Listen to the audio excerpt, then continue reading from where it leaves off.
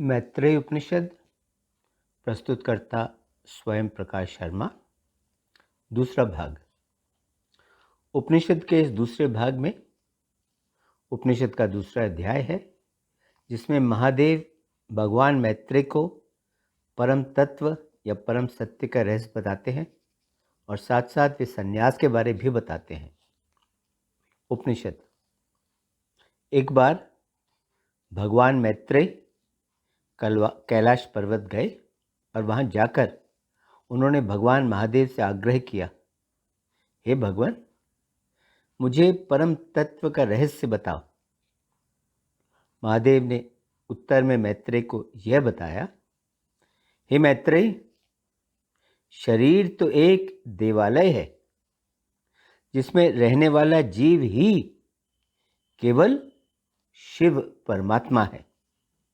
इसलिए अज्ञान रूप की जो पुरानी और बासी फूलों की माला है उसे छोड़ देना चाहिए और यह समझकर कि परमात्मा तो मैं ही हूं, उसकी पूजा करनी चाहिए।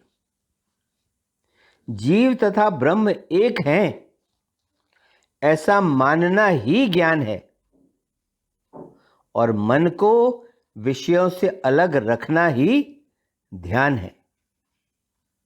मन के मैल को छुड़ाना स्नान है और इंद्रियों को वश में रखना पवित्रता है।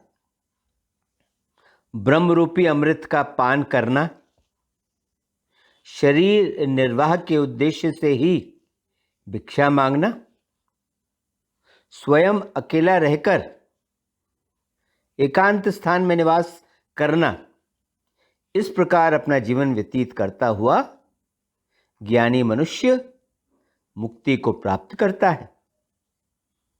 माता पिता के वीर्य और मादा जनन कोशिका से उत्पन्न जन्म और मृत्यु वाले सुख दुख के भंडार रूप और जो अपवित्र है, इस अपवित्र शरीर को छूने के बाद स्नान किया जाना चाहिए।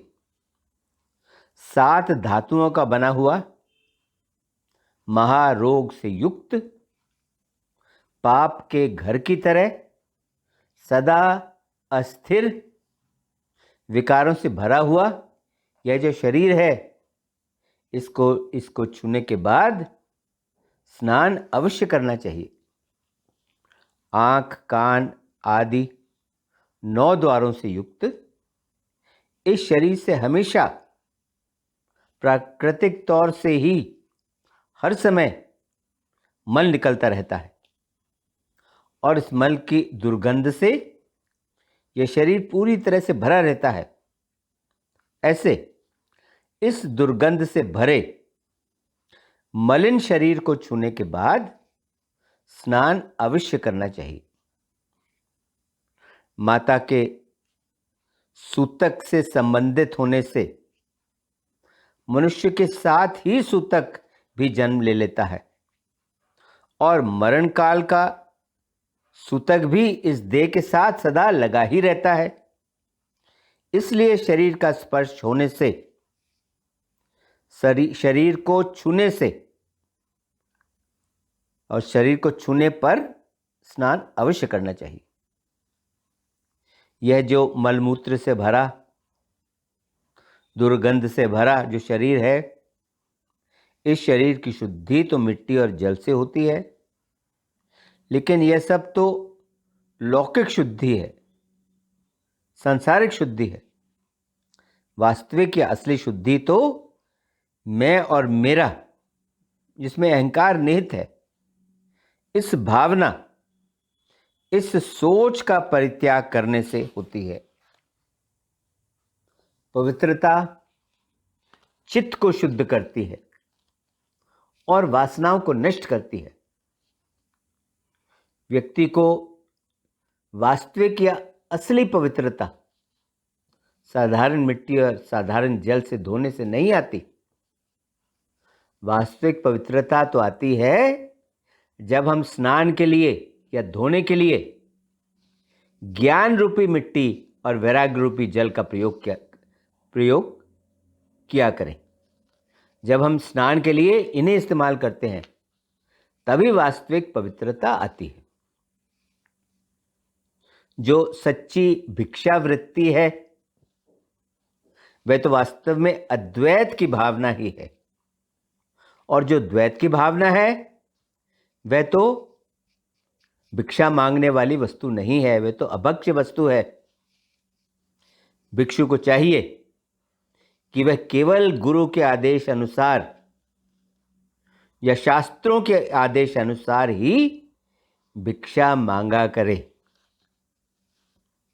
जैसे कोई चोर कारागार से छूटकर वहां से कहीं दूर जाकर बस जाता है, ठीक उसी प्रकार ज्ञानी व्यक्ति को भी संन्यास के लिए अपने निवास की जगह से दूर जाकर निवास के लिए चले जाना चाहिए।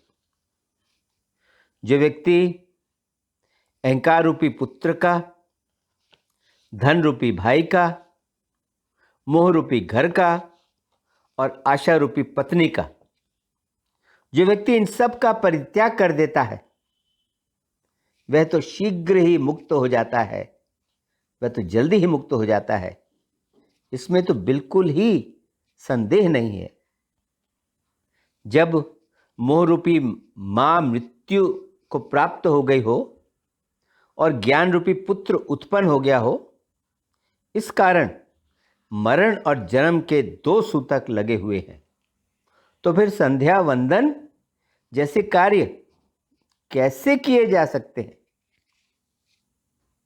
जो हृदय रूपी आकाश है, उस हृदय रूपी आकाश में तो चैतन्य रूपी सूर्य सदा प्रकाशित रहता है, जिसके कारण सूर्य न तो अस्त होता है और ना ही वह उदय होता है।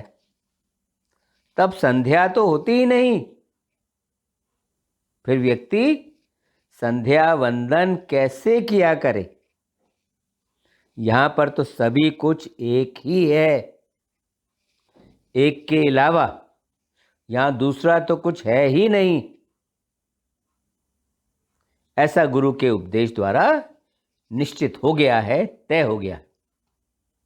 यह आत्मा ही एकांत का स्वरूप है। मठ में जाकर रहना या जंगल के बीच में जाकर रहना यह एकांत नहीं है। जो लोग संशय से रहित हैं वे लोग ही मुक्ति को प्राप्त कर सकते हैं, और जो लोग संशय करते रहते हैं वे लोग तो अनेकों जन्मों के अंत में भी मुक्त नहीं हो सकते। इसलिए गुरु और शास्त्रों के वचनों पर पूरा विश्वास रखना चाहिए। केवल कर्म को छोड़ देना ही संन्यास नहीं है। इसी प्रकार यह कहना या यह घोषणा करना कि मैं तो सन्यासी हूं, यह कहने से, इस घोषणा करने से व्यक्ति सन्यासी नहीं बन जाता। समाधि की अवस्था में जीव और परमात्मा की एकता का भान होता है। इस बात का एहसास होता है कि जीव और परमात्मा तो एक ही है। यह सन्यास कहलाता है।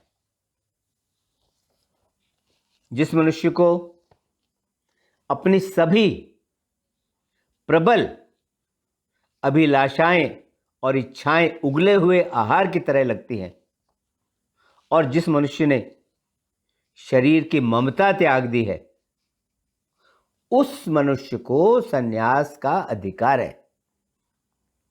जब विद्वान मनुष्य के मन में सभी वस्तुओं के प्रति वैराग्य उत्पन्न हो जाए तभी उसे सन्यास धर्म अपनाना चाहिए, और यदि वह बिना वैराग्य के सन्यास अपनाता है तब तो उसका पतन होना निश्चित है, पक्का है। जो मनुष्य द्रव्य या धन के लोभ से या अन्न के लोभ से या वस्त्रों के लोभ से या ख्याति के लोभ से सन्यास धर्म अपनाता है, वह तो दोनों ओर से भ्रष्ट हो जाता है, और दोनों ओर से भ्रष्ट होने के कारण वह तो मुक्ति कभी भी प्राप्त नहीं कर सकता। तत्व या सत्य का चिंतन उत्तम है, श्रेष्ठ है। शास्त्रों का चिंतन उससे नीचे मध्यम है। मंत्रों का चिंतन या मंत्रों की साधना उससे भी नीचे अधम है। और तीर्थों में भ्रमण करना तो अधम से भी अधम है, वह तो सबसे नीचे है, उसे तो निकृष्ट माना जाता है। जिस प्रकार कोई भी व्यक्ति शाखा के अगले भाग में प्रतिबिंबित जो रूप है, उस रूप में दिखाई देने वाले फल के रस का स्वाद लेकर आनंद प्राप्त करना चाहता है, जो कि वह कर नहीं सकता, ठीक उसी प्रकार बिना वास्तविक अनुभव के अज्ञानी पुरुष भी ब्रह्म का आनंद पा नहीं सकता, और ब्रह्म का आनंद पाने की वह व्यर्थ ही कल्पना करता रहता है। जो सन्यासी मुक्त हो चुका है, वह सन्यासी तो वैराग्य रूपी पिता को, श्रद्धा रूपी पत्नी को और ज्ञान रूपी पुत्र को, वह तो इन सब को न छोड़ता हुआ भी अंतःकरण में स्थित अद्वैत भावना का आनंदमय रूप में चिंतन किया करे। जो मनुष्य धन में बड़ा है, जो मनुष्य आयु में बड़ा है, या जो मनुष्य विद्या में बड़ा है, ये सब के सब जो तो अनुभव में बड़ा है, वे उस अनुभव से बड़े मनुष्य के सामने ये सब के सब तो नौकर या शिष्य की तरह ही है। जो माया के प्रभाव में होकर मूढ़ चित्त वाला हो जाता है, और जो मैं रूपी जो आत्मा है, उस आत्मा को वह अपने असली रूप में नहीं जानता। वो यदि बुद्धिमान भी हो तो भी वह कौवे की भांति अपने अभागे पेट को भरने के लिए इधर उधर जहां तहां मारा मारा फिरता है। पत्थर की बनी मूर्तियां, सोने की बनी मूर्तियां या मिट्टी की बनी मूर्तियां, इन सब प्रकार की मूर्तियों की पूजा तो मोक्ष की इच्छा रखने वाले व्यक्ति को फिर से जन्म एवं भोग प्राप्त कराने वाली है।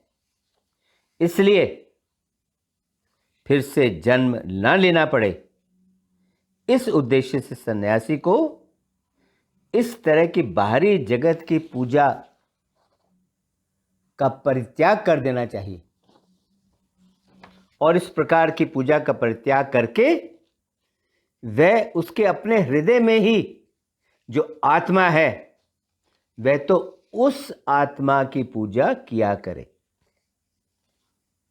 जो घड़ा समुद्र में रखा हुआ होता है, वह तो अंदर और बाहर दोनों ओर से जल से पूर्ण है, और जो घड़ा बाहर शून्य में स्थित है, वह तो अंदर से भी खाली है और वह तो बाहर से भी खाली है।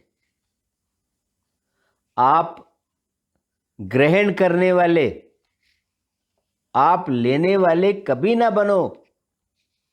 ऐसे ही आप तो ग्रहण करने योग्य, लेने योग्य विषय रूप भी कभी ना बनो। इस प्रकार की सभी कल्पनाओं को त्याग दो, और शेष जो कुछ भी बचा रहे उसी में तुम लीन रहो।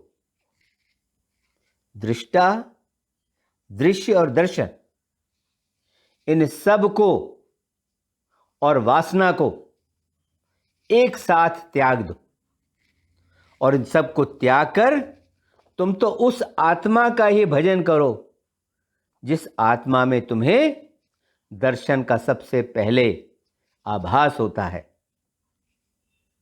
जिस व्यक्ति में सभी संकल्प शांत हो गए हैं, जिस व्यक्ति से जागना और निद्रा ये दोनों दूर हो गए हैं, परे हो गए हैं। ऐसा जो पत्थर के सिल की तरह दृढ़, ऐसी जो पत्थर के सिल की तरह दृढ़ एवं निश्चेष्ट अवस्था है, वह अवस्था तो चरम स्वरूप की अवस्था है, वही परम ब्रह्म की अवस्था है। हाँ, वही परम ब्रह्म की अवस्था है। इसके साथ ही मैत्रेय उपनिषद का दूसरा अध्याय व दूसरा भाग संपन्न हुआ। ओम शांति शांति शांति। ओम।